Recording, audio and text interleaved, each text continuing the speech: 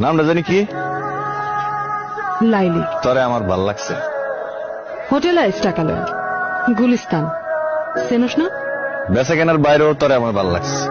তো আমি কি করবো? সংসার করবি? ওই হোটেলে গতর বেশি আমি। হোটেলে কাম ছেড়ে দিবি? তাতে চলবো তোর? মাগিরে বিয়া করবি? চলবো। চিন্তা করি। দেখ, চিন্তা করে দেখ, তুই আর আমি আলাদা করে একটা ঘর নিলাম, সারাদিন কাম শেষে বাইর ফিরলাম, রাতে গরম গরম ভাত খাইলাম। সংসার করবি?